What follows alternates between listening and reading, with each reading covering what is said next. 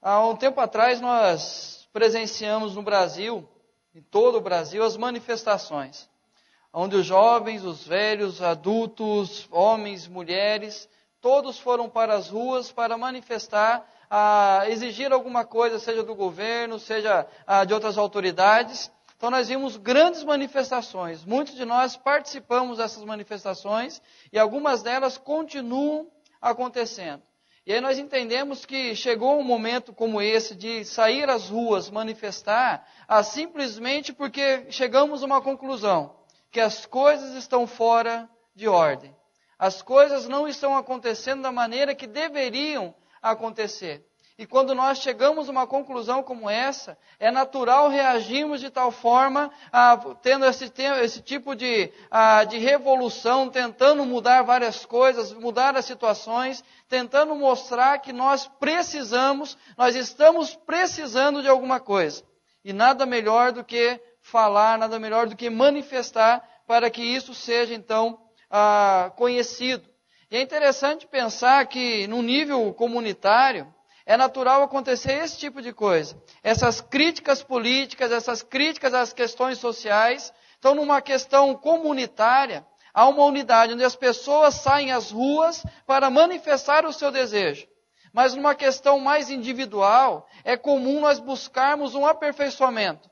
É comum nós buscarmos mudanças. É comum nós procurarmos principalmente leituras de autoajuda.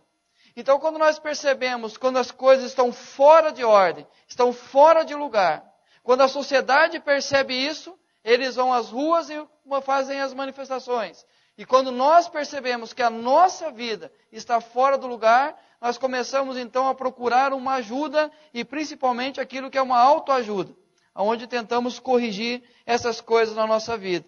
Mas, queridos, quando nós pensamos aí, praticamente 2 meses depois de todas essas manifestações, depois de um tempo que já temos procurado mudar alguma coisa na nossa vida, nós percebemos que essas respostas modernas para os males da humanidade, em quase nada, correspondem às nossas reais carências. Por mais que nós saímos à rua e gritamos, por mais que nós paramos para uma autoavaliação e entendemos que precisamos mudar algumas coisas, e assim procuramos a autoajuda, esses livros, as teorias, as pregações da autoajuda, nós percebemos que não são as reais carências que nós temos.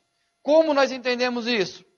Primeiro, porque as revelações políticas e sociais não transformam o tenebroso coração do homem. Não é através de mudanças sociais, não é através de mudanças políticas, não é mudando a estrutura governamental do país que vai transformar o coração do homem, o coração da mulher. Não são essas coisas que vão mudar totalmente a vida do ser humano. E também a autoajuda continua a depressão, o suicídio, o vazio existencial e os vícios. Por mais que o ser humano compreenda que as coisas estão erradas, por mais que ele olhe para si e entenda que a vida precisa passar por uma transformação, e assim ele procure uma coisa como autoajuda, nós nos deparamos com a realidade da depressão, suicídio, vazio existencial e vícios, tornando cada vez mais o ser humano viciado, cada vez mais obcecado por sexo, consumismo, violência. É isso que nós encontramos na humanidade hoje. O homem, o ser humano, a humanidade como um todo, obcecado por consumismo, violência, sexo, droga, diversos tipos de vícios. E aí nos alimentamos de uma autoconfiança e de uma autossuficiência, acreditando que nós podemos mudar alguma coisa, acreditando que nós sabemos o que é melhor para nós, acreditando que nós temos condições de fazer o melhor através do nosso conhecimento, da nossa força, através até mesmo da nossa unidade. Mas o homem continua vazio, o homem continua vivendo uma sociedade doente. Com quais doenças? Uma sociedade cansada e sobrecarregada. Como nós estamos exaustos? Como nós estamos sobrecarregados? Quem aqui consegue em uma semana fazer tudo o que tem para fazer? Quem aqui pode dizer que está tranquilo? Que está tudo em ordem? Quem pode dizer que não vive cansado e sobrecarregado? Uma sociedade descontrolada emocionalmente. Como nós nos surpreendemos em um momento ou outro, nós fazemos coisas que nós não faríamos se estivéssemos descansados, se estivéssemos controlados emocionalmente. Numa briga no trânsito, uma discussão na família, um desrespeito com alguém. Então nós começamos a tomar atitudes que em outro tempo nós não tomávamos. Uma sociedade doente, por causa de uma espiritualidade vazia e confusa. Como nós estamos confusos espiritualmente. E uma família doente, porque as famílias não têm estrutura nenhuma. As famílias perderam todas as estruturas. E aí, queridos, a consequência disso é que quando nós olhamos para a nossa vida, estamos vivendo um tremendo de um caos, aonde nada mais está no controle, aonde as coisas já não conseguimos encaixar mais, aonde nós não temos domínio sobre a nossa agenda, sobre a nossa vida, sobre as nossas vontades. E quando nós olhamos a nossa vida, ela se resume em 3 coisas, apenas em eventos. Nós somos fissurados em eventos. Parece que tudo na nossa vida é um grande evento. O trabalho é um grande evento que eu preciso estar lá. A minha família se tornou um grande evento. E aí o problema do grande evento é que não há comprometimento. Eu vou até aquele lugar, eu faço a minha parte, eu volto para casa. E não tem significado, não tem sentido, não tem transformação na minha vida. E aí então eu apenas faço a minha vida o quê? Acordo de manhã, vou para o trabalho, faço a minha tarefa no meu trabalho, volto para casa, tomo meu banho, assisto o meu programa de TV e vou dormir. E assim os dias vão passando, nós vamos vivendo, e na verdade nós estamos apenas sobrevivendo. Qual é o prazer que nós temos no dia a dia? Apenas trabalhar, apenas correr atrás das coisas, e nós não conseguimos descansar tranquilos. Queridos, correria. Como a vida hoje é corrida. Nós falamos assim, o tempo hoje passa muito mais rápido do que passava antigamente. Será? Será que, uma vez eu vi um estudo que milhões de anos atrasa 1 ou 2 segundos para poder mudar o tempo. E aí então nós pensamos que a vida agora é correria demais, porque o tempo passa rápido demais. Mas na verdade, queridos, é que nós colocamos muitas coisas para fazer no mesmo tempo que nós tínhamos antes. E a consequência é que colocando mais coisas, no mesmo tempo que eu fazia menos coisas, mostra então que eu não vou conseguir fazer. E a correria começa a existir. Problemas. A nossa vida se resume a problemas. Como nós temos problemas. Como nós temos dificuldades. Brincando com uma pessoa esses dias, uma pessoa de Américo, ele falou assim para mim, pastor, aqui está difícil o dinheiro. Eu falei, ainda bem que é aí. É só aí o problema. Porque passou a rotatória, chegou em Araraquara, não tem ninguém com problema financeiro. E aí então nós entendemos que os problemas nós temos. Se pararmos para avaliar de uma maneira fria, calculista a nossa vida, vamos nos surpreender com quantos problemas nós temos. E a realidade, queridos, é que nós estamos exaustos e aflitos como ovelhas que não têm pastor. A nossa sociedade está exausta e aflita como ovelhas que não têm pastor. E aí quando nós pensamos nessa realidade, nós compreendemos que o problema na verdade é espiritual. O problema da sociedade hoje, o problema do homem e da mulher ao longo de toda a história, sempre foi espiritual. E aí nós tentamos correr atrás de soluções no material, através de soluções do que nós podemos tocar, o que nós podemos ver, e não nos preocupamos com a nossa vida espiritual. Nós achamos que o que acontece ao redor da nossa vida vai transformar, vai dar significado, vai dar sentido, vai resgatar os valores, vai resgatar a alegria de viver, vai resgatar a família. Mas vamos perceber que cada vez mais nós afastamos a família de nós. Cada vez mais nos deparamos com a tristeza. Cada vez mais nos deparamos com um vazio dentro de nós. Porque nós não entendemos, queridos, que as coisas externas não vão transformar a nossa vida. Não vão transformar o meu interior, o meu coração. Não vai mudar a minha vida. Mas nós continuamos a acreditar e nós corremos, nós manifestamos, nós pedimos, nós gritamos.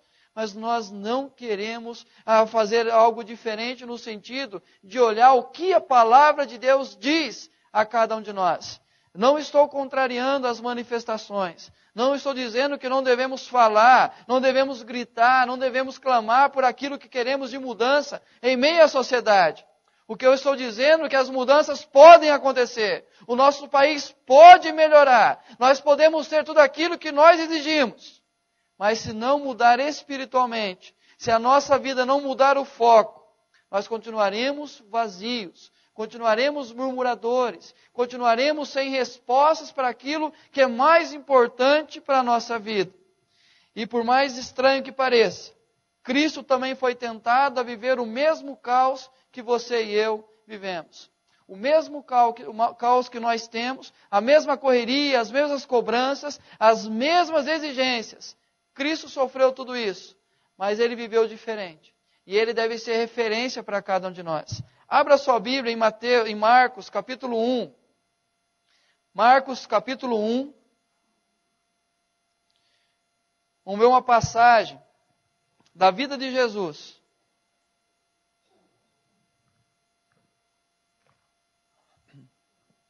O começo do ministério público de Jesus, onde Ele começa então a revelar a vontade do Pai e revelar-se como Filho enviado da parte do Pai. Marcos capítulo 1, a partir do versículo 35 até o versículo 39. Que tem como subtítulo: Jesus se retira para orar. Tendo se levantado alta madrugada, saiu, foi para um lugar deserto e ali orava. Procuravam-no diligentemente Simão e os que com ele estavam. Tendo-o encontrado, lhe disseram: todos te buscam. Jesus, porém, lhes disse: vamos a outros lugares, às povoações vizinhas, a fim de que eu pregue também ali, pois para isso é que eu vim. Então, foi por toda a Galiléia, pregando nas sinagogas deles e expelindo os demônios. Vamos orar mais uma vez, pedindo a Deus que confirme no nosso coração a sua palavra. Pai, diante da palavra do Senhor nós estamos. Clamamos a Deus para que o Teu Santo Espírito nos leve a compreender a Tua palavra. E que esta palavra venha gerar mudança de atitude. Venha gerar, Deus, mudança, Pai, de conduta de cada um de nós. E gerar vida, vida do Senhor em nós, ó Pai. Nós dependemos do Senhor para compreender isso que a Tua palavra nos diz. E assim nós clamamos, ó Pai, que o Senhor nos ajude nessa noite. E a mim, ó Deus, o Senhor me capacite a falar da Tua palavra, Deus, de uma maneira, ó Pai, que o Senhor seja honrado. E assim nesta noite, sejamos edificados e transformados pela ministração da Tua palavra. Em nome do Senhor Jesus. Amém, Senhor. Queridos, começo do ministério público de Jesus. Jesus tem um dia atarefado. Creio eu que Ele vai dormir já tarde da noite, após um dia de trabalho, um dia de pessoas chegando até Ele para serem curadas, serem libertas, ouvirem uma palavra. E aí quando Ele volta, então, se reúne com os seus discípulos. Eu imagino que vai até altas horas da noite, Ele conversando com os seus discípulos, instruindo a eles, falando sobre o que aconteceu naquele dia. Mas o texto fala que alta madrugada, Jesus saiu de perto deles, foi para um lugar e ali orava. Num lugar deserto, ali ele buscava a presença de Deus. E me chama a atenção o fato de que o caos estava ao redor de Jesus. Não naquele momento, naquele lugar. Mas o dia todo, se você ler o primeiro e o segundo capítulo, é a escolha dos discípulos, é a busca ali das pessoas, é a cura da multidão. E aí chega nesse momento, ele se retira do caos, daquela correria toda. Mas havia um detalhe: os discípulos já estavam contaminados com aquele caos. Os discípulos já estavam contaminados com aquela correria toda, com aquelas pessoas procurando, aquelas pessoas buscando alguma coisa. Enquanto Jesus orava, o texto fala então que ele estava orando, os discípulos procuravam diligentemente. Ou seja, passaram o tempo todo procurando saber aonde estava Jesus. Porque como alguém no meio de uma correria tremenda daquela, como alguém com tanta coisa para fazer, alguém com tantas pessoas para atender, como pode alguém que pode curar a vida das pessoas, alguém que pode dar respostas a elas, pode abandonar os seus discípulos, abandonar a multidão, ir para um lugar deserto, ali ficar sozinho? Era esse o questionamento dos discípulos. E aí quando acharam Jesus, disseram, todos te buscam. Todos precisam de você. Você não pode ficar aí. Eles precisam ouvir, eles precisam de uma cura. É isso que eles queriam. A contaminação daquela correria, do estresse, da busca incessante pelo sucesso, pela fama, de ser conhecido, fez com que eles fossem até Jesus e questionassem a atitude de Jesus de orar diante de uma tribulação tão grande que as pessoas estavam vivendo. Mas em contrapartida, Jesus sabia que não poderia se contaminar com aquele caos. Jesus não poderia se contaminar com aquela correria. Jesus não poderia perder o foco do que Deus queria da sua vida. E 3 atitudes Jesus tomou. A primeira delas, ele não cedeu à pressão. Jesus não cede à pressão. Não são os discípulos, não é a multidão, não são outras pessoas que faz a agenda de Jesus. Não eram eles que escreviam a agenda de Jesus. É claro o texto quando ele fala, olha, estão buscando você aqui.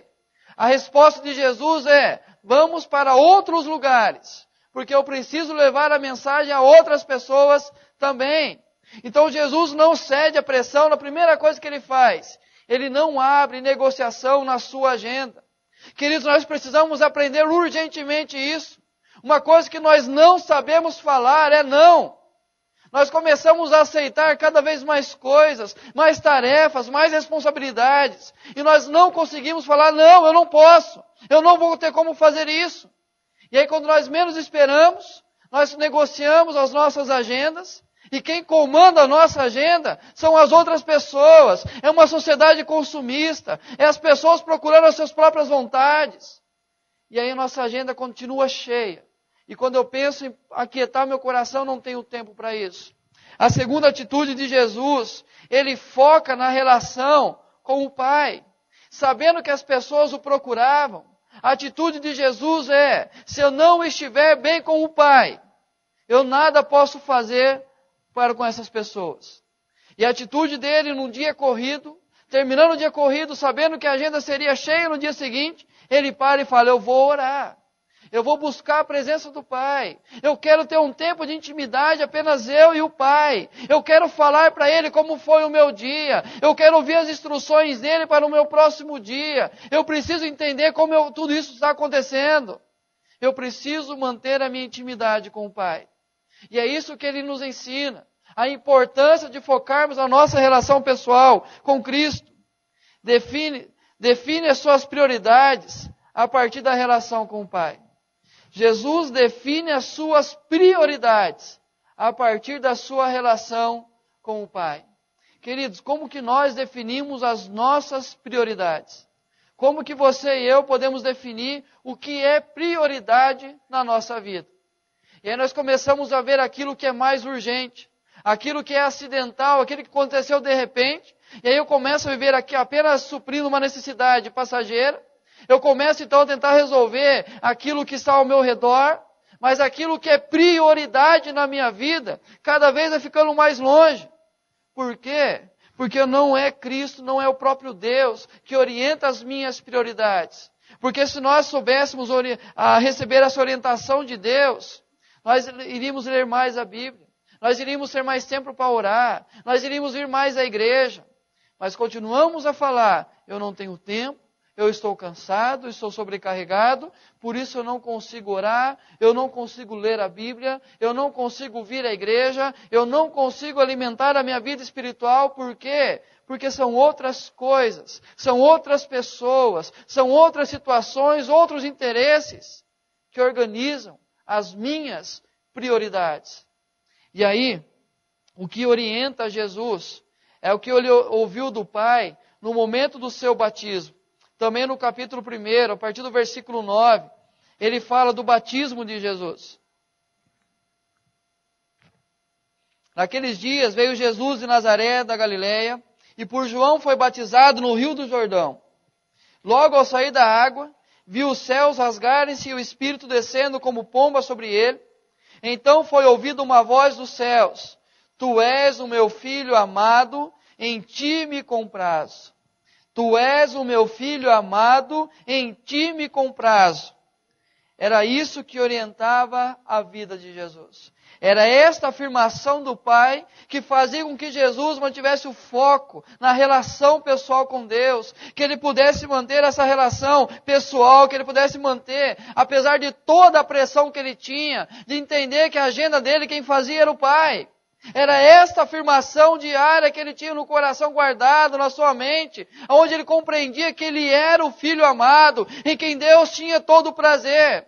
E queridos, se nós vivemos uma realidade hoje, que infelizmente cala de Deus a voz de amor, esses sons que nós vivemos o tempo todo, esse barulho ao nosso redor, cala a voz de Deus o tempo todo, nós não conseguimos lembrar mais, nós não conseguimos ouvir de Deus mais, que nós somos o Filho amado de Deus também, que em Cristo Jesus nos tornamos filhos de Deus, e como filhos de Deus devemos ouvir essa afirmação, e viver de tal forma que Ele tenha prazer em cada um de nós.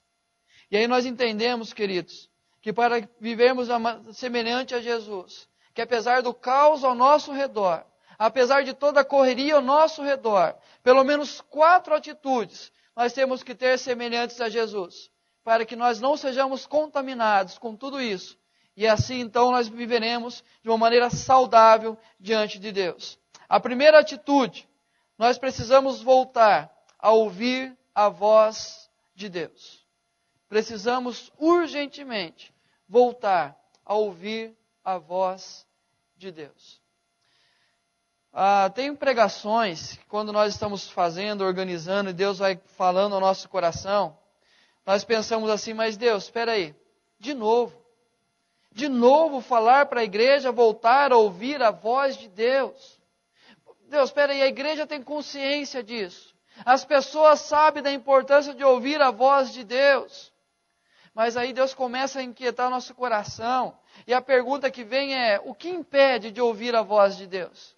O que nos impede que é necessário de mais uma vez lembrar que precisamos ouvir o que Ele diz? Primeiro, a poluição sonora que nós vivemos. A poluição sonora.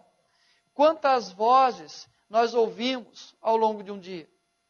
Quantas vozes você ouve em apenas um dia? Pessoas orientando, pessoas apontando o caminho, pessoas mostrando tantas coisas para você, vozes que tentam nos tirar a paz, vozes que tentam nos dar a solução de todas as coisas, é multidão gritando, multidão clamando, a sociedade toda pedindo, é a televisão, a mídia, tudo tentando nos direcionar. Quantas vozes nós ouvimos por dia? Queridos, uma comunicação conturbada, uma má compreensão daquilo que nós ouvimos. Quando nós, pastores, pregamos, nos preocupamos da forma que vocês vão ouvir aquilo que nós estamos dizendo. Porque você vem de uma semana que ouviu tantas vozes, e aí quando você chega à noite na igreja, você corre o grande risco de interpretar aquilo que nós estamos falando, a partir daquilo que você ouviu, daquilo que você formou na sua mente, da opinião que você tem a partir daquilo que a sociedade pensa. E aí, então aquilo que nós falamos tantas vezes é questionado, não porque não é verdade e não está baseado na Bíblia, porque simplesmente não concorda com aquilo que a sociedade diz. E aí então pode ser mal interpretado aquilo que nós falamos. Mas queridos, nós precisamos entender que essa comunicação conturbada existe, porque nós deixamos que essas vozes entrem na nossa mente e comecem então a orientar a forma que nós interpretamos todas as coisas. E terceiro, um diálogo truncado, onde palavras não geram mudanças. Palavras que não geram mudanças. Queridos, parece que quando nós ouvimos algo, há um diálogo tão truncado, a gente começa a debater, começa a questionar, começa um falar mais alto do que o outro. E o que nós percebemos é que cada vez mais, por mais que nós conversamos, por mais que há um diálogo, por mais que uma multidão clama, uma multidão fala o que quer, as coisas não acontecem, as coisas não mudam, as pessoas continuam sendo as mesmas pessoas, o governo continua agindo da mesma maneira, a saúde, tudo começa a existir da mesma forma que era antes. E aí nós começamos a pensar, mas por que nós falamos e nós não somos ouvidos por ninguém? simplesmente por causa de um diálogo truncado, onde a palavra não tem mudança nenhuma. E eu gosto muito do hino 129, que ele fala que ao meio-dia, quando os sons da terra abafam de Deus a voz de amor. Ao meio-dia. Sabe o que é o meio-dia? O que é um meio-dia? O que é você? É o barulho que existe no mundo. Exatamente ao meio-dia. Eu imagino assim, um autor há muitos anos escreveu isso. Imagina como ele poderia interpretar o mundo hoje. A correria do dia a dia. Como que ele poderia olhar este mundo hoje e dizer, olha, isso tem calado cada vez mais de Deus a voz de amor. Não é que Deus não continua falando, não é que Deus se aquietou, queridos. É porque nós estamos ouvindo tantas outras vozes, que nós não conseguimos ouvir o que Deus tem para dizer a cada um de nós. Mas para que nós possamos ouvir, nós precisamos resgatar algo tão importante, que é a meditação na palavra de Deus. A meditação não é, queridos, você de manhã, para cumprir a sua meta de leitura anual da Bíblia, ligar o fogo com o leite lá fervendo, e você ficar com a Bíblia do lado ali, assim, cortando o seu pão, e lendo o que está escrito ali, e depois corre para o outro lado, vai, coloca na mesinha, e começa a pentear seu cabelo, começa a arrumar, e aí você lê os 5 capítulos que era para ler, para que um ano você consiga ler, e termina, fala, Deus, obrigado pela palavra, foi uma bênção ler a tua palavra, e fecha e não lembra mais o que leu. Meditar, queridos, é você parar um tempo especial, é você ter um lugar especial, é você saber que você está com uma pessoa especial. O que faz da Bíblia, diferente de todos os outros livros, é que o próprio autor está do seu lado, dizendo o que ele quis dizer. Não é como outro livro que você compra e começa a ler, e fica com dúvida daquilo que você está lendo, ninguém vai ajudar você. É o próprio autor, o próprio criador de todas as coisas, o próprio soprador desta palavra, orientando você através do seu espírito. Olha, querido, eu estou dizendo isso para você. É você parar e meditar, parar e ler. Quando Cristo voltava do monte, queridos, é impressionante que nós não sabemos a maior parte do conteúdo das orações de Cristo. Nós sabemos no Getsemane, quando ele orou, quando ele intercedeu por alguém, mas as palavras que ele falou nesta oração, nós não conhecemos. Mas nós podemos saber o conteúdo das orações no dia seguinte. O que ele fez no dia seguinte? Quando ele desce do momento de oração, os discípulos começam a falar coisas para ele. Ele fala assim, não é aqui que eu devo ficar. Mas a vontade do Pai é que eu vá para outros lugares. Sabe por quê? O que ele fez foi meditar, Senhor, o que a tua palavra tem para mim? O que é para dizer? O que é para ensinar? Quando ele ensinava as pessoas, ele falava, eu não digo da minha parte, mas o que eu digo é da parte do Pai. A palavra que ele me dá, eu dou também a vocês. Ou seja, conhecer, meditar, ler. Queridos, Cristo fazia isso, nós temos que fazer também. Nós temos que aprender a meditar, aprender a parar, aquietar o coração e voltar a ter um tempo especial de leitura da palavra. Eu sei quando eu falo isso, pessoas começam a lembrar o passado, momentos que fizeram isso, momentos que vivenciaram essa realidade na vida, pessoas que aprenderam, tiveram um tempo especial de aprender da palavra, mas começou a correria, começou a faculdade, começou o trabalho, veio o casamento, vieram os filhos, aumentou a agenda e cada vez mais a palavra foi sendo abandonada. Queridos, meditar na palavra, primeira coisa que devemos aprender é priorizar a leitura. Priorize a leitura da palavra na sua vida. Segundo, priorize o que a palavra diz. Não basta ler, eu preciso entender o que ela está dizendo. E priorize a prática desta palavra. Priorize a prática desta palavra. Nós aprendemos primeiro, voltar a ouvir a voz de Deus. Segundo, praticar a solitude e o silêncio. Voltar a praticar a solitude e o silêncio. O que é solitude? É uma opção de estar sozinho. Não é viver solitário. Não é se isolar das pessoas porque não tem mais como comunicar-se com elas. Mas é uma opção de você ir para um lugar e ficar sozinho. É isso que Jesus fez aqui. Ele se retirou do meio dos seus discípulos e foi para um lugar deserto e ali orava. Essa solitude, e a solitude acompanhada, queridos, de silêncio. 3 coisas que nós temos medo. Primeira delas, o fracasso. Como nós temos medo de fracassar. Como nós temos medo de fazer algo que vai dar errado. Como nós temos medo que as pessoas reconheçam o nosso fracasso. Nós temos medo de fracassar o tempo todo. Nós temos medo da rejeição, medo de não ser aceito, medo das pessoas não reconhecerem o nosso valor e medo do silêncio. Como nós temos medo do silêncio? Quer ver uma atitude prática? Quando alguém pede, no momento do culto, no momento litúrgico, fala assim, depois de alguns minutos de oração silenciosa, eu convido o nosso irmão tal para que levante e se coloque em oração diante de Deus, intercedendo por todos nós. Passa 15 segundos. O irmão não levantou. O que acontece? Você já começa a abrir um olho, já dá um sinal para o outro do lado dele, cutuca ele que ele não ouviu, ele não sabe que é ele. Começamos a ficar apavorados, porque o silêncio nos incomoda. Quando você chega em casa, o que você faz? Liga o som, liga a TV, liga o rádio, liga tudo. Ou seja, vai entrando, vai... Aí chega a segunda pessoa e fala, o que é isso? Tudo ligado aqui em casa? O que aconteceu?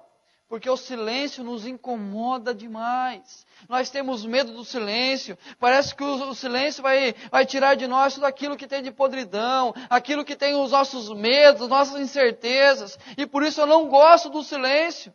Mas, queridos, quando Jesus nos ensina a praticar a solitude e o silêncio, Ele vai mostrar, por exemplo, dizendo para cada um de nós, quando você orar, entra no seu quarto, fecha a porta e fala comigo em secreto. Ou seja, vai para um lugar onde você pode ficar em silêncio, onde você pode aquietar o seu coração e, principalmente, um lugar onde você não tem medo de demonstrar o seu fracasso, onde você não tem medo de ser rejeitado, porque Deus vai ouvir a sua oração. E o silêncio vai ser uma bênção, porque o silêncio vai ser a doce voz de Deus falando ao seu coração, a doce voz de Deus dando a você aquilo que Ele espera de você, aquilo que Ele tem preparado para você. Esses 3 medos são superados no momento que eu vou para uma solitude, onde eu entro em silêncio na presença de Deus, e todo o fracasso, todo o medo, toda a angústia do meu coração eu posso apresentar diante dEle. Mas, queridos, nós não fazemos mais isso. Nós não arrumamos um tempo para nós. Nós estamos tão correndo com a vida que não há um tempo oportuno para a gente se aquietar, para apenas avaliarmos o tempo que nós temos andado, que nós temos corrido atrás, mas parar para fechar a porta, porque ali nós podemos reconhecer o quão fraco nós somos. Diante de Deus, somente eu e o Pai. O Pai que conhece as minhas fraquezas, conhece as minhas limitações. Eu posso falar com Ele sem medo de ser rejeitado por Ele. Eu posso falar das minhas fraquezas, tranquilamente. Coisa que nós não fazemos em público. Coisa que nós temos medo de falar diante de pessoas. Ainda mais numa sociedade competitiva como é a nossa. Reconhecer que temos falhas, que somos fracos. Nós não podemos. Mas diante do Pai em secreto, eu posso fazer isso. Queridos, reconhecer que seremos aceitos e a nossa voz será ouvida. Nós seremos aceitos por Deus e a nossa voz será ouvida. Multidões gritavam, multidões clamavam, mas ninguém dava ouvidos. O que as autoridades faziam era repreender, dizendo para se calarem, para que não mais fossem às ruas, para que não manifestassem mais. Por quê? Porque não queriam ouvir o que eles têm para dizer. Mas o próprio Deus, o Criador dos céus e da terra, o Deus que cuida de todos os seres humanos deste mundo, o Deus que tem no controle todo o universo, esse Deus faz um convite especial para você. Entra no seu quarto, fecha a porta e fala comigo, porque eu vou ouvir o que você tem para dizer. Esse é um dos maiores privilégios que você e eu temos desprezado na nossa vida, de sermos ouvidos por Deus. E queridos, o silêncio revelará o tratar de Deus na nossa vida. 2 coisas nós já aprendemos. Voltar a ouvir a voz de Deus através da meditação. Praticar a solitude e o silêncio. E terceiro, praticando uma vida simples. Praticando uma vida simples. É interessante quando nós falamos de simplicidade de vida.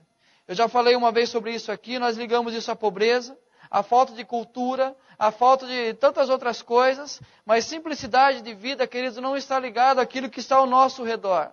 Uma vida simples não faz diferença aquilo que tem ao meu redor. Não é eu abrindo mão dos bens materiais, não é eu optando por ter uma vida mais simples no sentido de ser mais carente de coisas. Não é isso que é vida de simplicidade.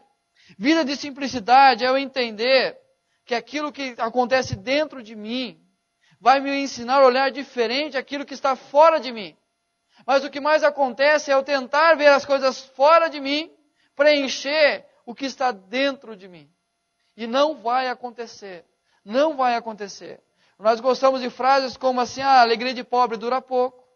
Pobre não pode fazer uma coisa diferente, que já faz isso, acontece aquilo.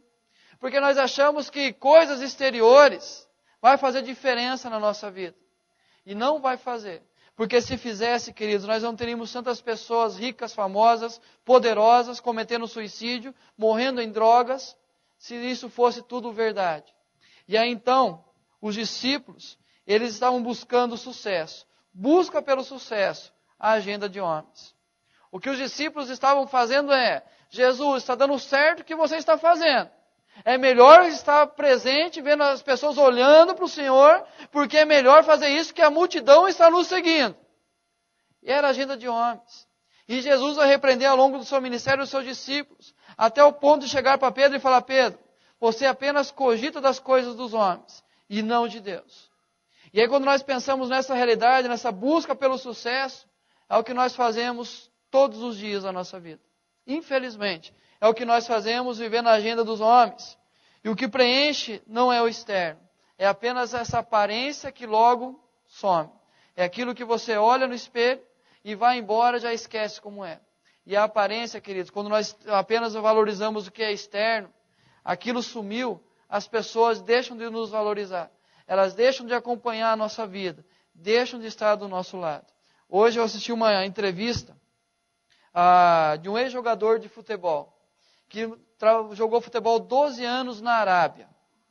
O lugar que mais se ganha dinheiro no mundo jogando futebol. 12 anos. E aí ele saiu de lá, veio para cá e começou a gastar. Hoje ele mora de aluguel e trabalha porque um ex-empresário dele deu um lugar no escritório para ele poder trabalhar. E aí quando nós pensamos todo esse mundo glamuroso, achando que aquilo vai preencher o vazio do nosso coração, por mais dinheiro que eu tenha, isso não vai ser preenchido. E todo o dinheiro vai embora e o vazio permanece no meu coração. Mas Jesus segue o caminho correto. Primeira coisa que ele faz é o preenchimento através da relação com Deus. Jesus preenche o seu coração diariamente com a sua relação pessoal com o Pai. A toda a perseguição, toda a tribulação, todas as pessoas se levantando, questionando, pessoas tentando levá-lo à morte. Mesmo assim, Jesus vivia a sua simplicidade, porque o seu coração estava cheio. Não eram as pessoas, a multidão empurrando, os discípulos dizendo para ele, pega o poder, toma a espada nas mãos, toma o poder, derruba o imperador e assuma o governo. Ou seja, mostra que você tem autoridade. Não era isso. Jesus preenchia o seu coração na sua relação com Deus, preenchia o seu coração, preenchia esse vazio, através da afirmação de Deus, este é o meu Filho amado. Queridos, essa afirmação dava a Jesus a simplicidade da vida, este é meu Filho amado. Se nós lembrássemos mais desta afirmação, muitas coisas seriam diferentes na nossa vida. Eu não teria medo de ser rejeitado pelas pessoas. Eu não teria obrigação de tentar aparentar aquilo que eu não sou. Porque o próprio Deus olha para mim e fala, você é meu filho amado. Você é meu filho amado. Eu entreguei meu próprio filho, Cristo Jesus, para morrer no seu lugar. Hoje você se tornou meu filho. Queridos, eu acordar todos os dias de manhã tendo essa afirmação no meu coração. Que Cristo me chama de filho. Eu sou o filho amado dele. A certeza que eu tenho é olhar para a minha vida e saber que não importa as coisas ao meu redor. O que mais me importa é saber que eu sou o filho amado de Deus. Cristo conquistou a minha vida. Cristo resgatou a minha vida. E é isso que deve preencher, é isso que deve estar no meu coração, para que eu não me apegue aos bens materiais, para que eu não me apegue à aparência, para que eu não me apegue a coisas que as pessoas valorizam, mas que não me trazem alegria.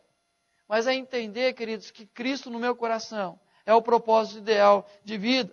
E preencher através da valorização de Deus. em quem eu tenho todo o prazer. Em quem eu tenho todo o prazer.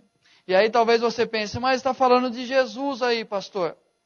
Mas ele falou também do seu servo Jó. Está vendo?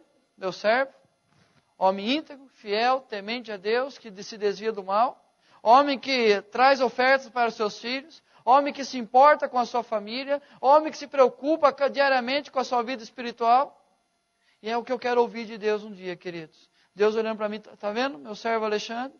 Está vendo meu servo tal, minha serva tal? Porque preenche o vazio do coração diariamente com essa afirmação de Deus, com essa valorização de Deus. É o meu filho amado. E aí a simplicidade da vida se torna mais tranquila. E isso tira de nós o cansaço da busca pelo sucesso. Isso tira de nós o cansaço que nós estamos vivendo dia a dia para buscar cada vez mais a fama, o poder, coisas melhores. E aí quando nós pensamos no passado, a simplicidade da nossa família no passado, café da manhã, cafezinho com leite, pãozinho, muitas vezes caseiro.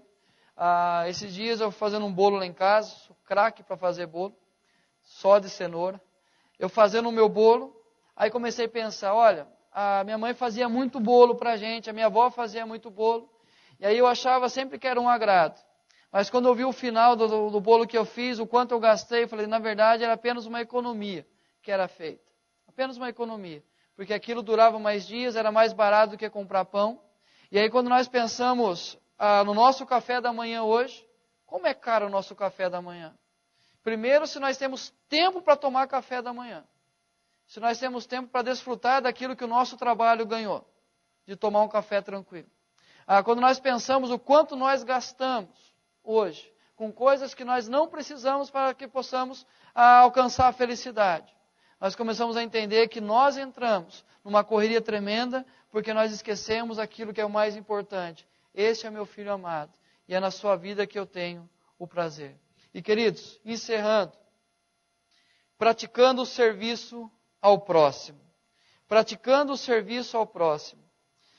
Quando nós olhamos aqui, Jesus, vindo do tempo de oração, ele fala, Jesus, porém, lhes disse, vamos a outros lugares, as povoações vizinhas, a fim de que eu pregue também ali, pois para isso é que eu vim. A preocupação com o seu próximo. Em uma sociedade, o caos distancia as pessoas. O caos prega cada vez mais a individualidade. Cada dia que passa, nós estamos mais longe das pessoas. Mais distante nós estamos das pessoas. Eu sempre brinco que antigamente o cumprimento era abraço. Como é o cumprimento hoje? Era abraço, virou aperto de mão, virou um toque, um murrinho, agora só um tapinha na mão, um murrinho, ou senão, nós não paramos mais para conversar com as pessoas. Nós não paramos mais para dialogar com as pessoas. Nós não temos tempo mais para sentar com elas e passar um dia tranquilo. Eu não estou dizendo com os 6 bilhões, 7 bilhões de pessoas no mundo. Estou dizendo com a sua família, com os seus filhos, com os seus pais, de passar um tempo precioso com eles. Queridos, esse mês completa 12 anos que eu perdi meu pai. 12 anos. E quando eu penso na realidade, no pouco tempo que eu convivi com o meu pai. Meu pai separou da minha mãe quando eu tinha 8 anos, voltou a reatar o casamento, eu tinha 21. Foi toda a minha adolescência, toda a minha juventude, o começo da minha fase adulta, sem conviver com o meu pai. E eu fico vendo alguns adolescentes, alguns jovens que têm o pai e a mãe do lado, e não tem tempo para conviver, e quando está do lado do pai e da mãe, está no celular o tempo todo. Pais que estão tão preocupados com o trabalho, tão preocupados com a correria, porque precisa trazer o sustento para casa, senão a família vai passar fome, e sabe que pode trabalhar menos, mas precisa ganhar mais para dar uma condição melhor para a vida. E o que os filhos apenas querem é ter o pai do lado. As mães hoje que acabaram entrando no mercado de trabalho, e assim essa busca incessante por ter mais, acabam se afastando dos filhos, não tendo um tempo saudável de viver com os filhos. E quando tem o tempo para poder passar com os filhos, estão cansados demais e apenas querem descansar. E os filhos se tornam um empecilho para poder dormir tranquilos. Queridos, esse caos está distanciando cada vez mais as pessoas. Nós não conhecemos mais os nossos pais. Nós não conhecemos mais os nossos filhos. Nós não sabemos o que passa na mente da nossa esposa, do nosso esposo. Por quê? Porque estamos nos afastando uns dos outros. Mas Jesus sabia que isso poderia gerar consequências tristes. Hoje os relacionamentos, como são? Relacionamentos interesseiros demais. As pessoas se aproximam de outras apenas com interesse. Como podem levar vantagem? Como pode tirar algo dessa pessoa? Os relacionamentos hoje são simplesmente conturbados demais. Nós não conseguimos conversar em família, porque simplesmente nós não conhecemos mais a nossa família. Quando namorávamos, era tão fácil falar um com o outro, porque aquele tempo que nós tínhamos para ficar juntos, nós ficávamos juntos. Nós estávamos juntos, investimos naquela relação. Mas parece que agora casamos e tudo se perdeu, já não conseguimos conversar mais. Isso gera pessoas solitárias. Pessoas solitárias. Nas férias eu retornei ao Shopping Dom Pedro, em Campinas, e andando por lá com um outro cunhado meu, falei para ele assim, que o dia que eu me senti mais sozinho no mundo, foi um domingo à tarde que eu fiquei no seminário e resolvi passear naquele shopping. Um domingo à tarde, recém-inaugurado o shopping, e quando eu comecei a olhar as vitrines, fui admirando tudo, na hora que eu chego na praça da alimentação, que dá pelo menos umas 6 igrejas dessas. Multidão de pessoas. E eu não conhecia uma pessoa ali. Peguei o meu lanche, sentei, olhando ao redor, falei, meu Deus, como a solidão machuca. Você está no meio de multidão de pessoas e não tem ninguém para conversar. E essa multidão de pessoas talvez se resuma à nossa casa, se resuma à nossa família, se resuma muitas vezes à nossa igreja, onde eu venho aqui todos os domingos, mas ninguém conversa, porque talvez eu me isole, porque talvez eu vá embora cedo demais, porque talvez as pessoas não se aproximem de mim. Mas por quê? Porque a nossa sociedade gera pessoas solitárias, pessoas necessitadas. E necessitadas, queridos, não de pão, não de comida, não de roupa. Pessoas necessitadas de alguém sentando do lado para ouvir o que ela tem para dizer. Pessoas pagam hoje muito dinheiro ao psicólogo apenas para ele ouvir o que ela tem para dizer. E nós precisamos aprender a parar para ouvir o que as pessoas têm a dizer. Ouvir com interesse, ouvir com atenção, sabendo que é importante para ela isso. E queridos, eu sei que muita gente aqui infelizmente não sabe. Um dos papéis dos pastores é ouvir o que você tem para dizer. Pessoas me ligam e falam, pastor, eu queria muito falar, mas eu não queria incomodar o senhor. Um dos papéis do pastor é ouvir o que vocês têm para dizer. Então você pode conversar com a Elda e falar, Elda, eu preciso conversar com um dos pastores e nós vamos ouvir o que você tem para dizer. E aí, queridos, muitas pessoas precisam aprender a ouvir. E você pode fazer isso. Talvez no seu trabalho, talvez na sua casa, onde você convive, ouvir o que as pessoas têm a dizer. Infelizmente, pessoas doentes demais. A cura de tudo isso, Jesus nos ensina. Jesus se importava com as pessoas. Você já imaginou a cena da mulher hemorrágica tocando Jesus? Aquela multidão de pessoas se aproximando, a multidão de pessoas empurrando. Jesus, de repente, alguém consegue tocar nas vestes de Jesus. Jesus para naquele momento e fala, alguém me tocou, porque eu senti sair poder de mim. O que diz os discípulos? Senhor, mas senhor, como o senhor vai saber isso? Tem uma multidão, ou seja, tem um caos ao nosso redor, tem tanta coisa para resolver, tem tantas pessoas para atender. O senhor se preocupou com uma que tocou as suas vestes? Ele fala, não, tocou, alguém me tocou. E naquele momento a multidão abre, aquela mulher na frente de Jesus fala, fui eu que toquei. E Jesus para e começa a dialogar com aquela mulher. O diálogo se resume a dizer, vai mulher, a tua fé te salvou. Queridos, aquela mulher apenas queria uma cura. O que as pessoas rejeitavam, o que as pessoas não queriam ouvir o que ela tinha para dizer, as pessoas não se importavam com ela, as pessoas rejeitavam por consequência da enfermidade que ela tinha. Mas o mestre dos mestres, o Filho de Deus, o que veio salvar a humanidade, no meio de uma multidão ele para e fala, não, é ela quem eu quero ouvir. Imagina, queridos, a importância na vida daquela mulher, depois de anos e anos sendo rejeitada, no meio de uma multidão ser priorizada por alguém que olhou nos seus olhos e falou com ela. No mundo de hoje, nós precisamos se importar com as pessoas, aprender a olhar para elas e valorizar o que elas têm, o que elas precisam, o que elas estão carentes, queridos. aproximar das pessoas. Se nós estamos tão longe, aprenda a aproximar das pessoas. Aprenda a se chegar. Aprenda a conviver. Aprenda a se relacionar. Aprenda a ter pessoas do seu lado. E Jesus andava com pessoas. Queridos, isso é uma das marcas que mais mudou a minha vida, que mais marcou a minha vida, que mais me ensinou de quem é Cristo Jesus. Isso, quando eu leio os evangelhos, me impressiona profundamente de olhar um Cristo, o Deus que se fez homem, andando com pessoas. Sempre tendo pessoas do seu lado. E não eram pessoas perfeitas, não eram pessoas privilegiadas pela sociedade, mas eram pessoas que necessitavam de um Salvador. E o que nós menos fazemos hoje é andar com pessoas. Eu posso ter 5.000 pessoas, amigos meus, nas minhas redes sociais. Mas o que eu menos tenho tempo, o que eu menos passo tempo, são com pessoas. Eu preciso cada dia mais olhar e importar-se com as pessoas. Andar com elas. Andar com essas pessoas. E uma pergunta bem simples. Com quantas pessoas você tem andado? E andado mesmo com as pessoas. Você poder compartilhar a vida com ela, receber vida dela. Quantas pessoas fazem parte da sua vida? E quantas pessoas você faz parte da vida delas? Isso me ensina muito em Cristo Jesus. 4 realidades que Jesus então viveu para que ele pudesse não ser contaminado com o caos. Primeiro, meditação na palavra. Voltar a ouvir a palavra de Deus. Praticar a solitude e o silêncio. Retirar-se do meio da correria e valorizar a sua relação pessoal com Deus.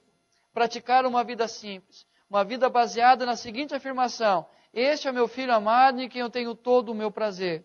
E por último, praticar o serviço para com o próximo. Isso valoriza a nossa vida.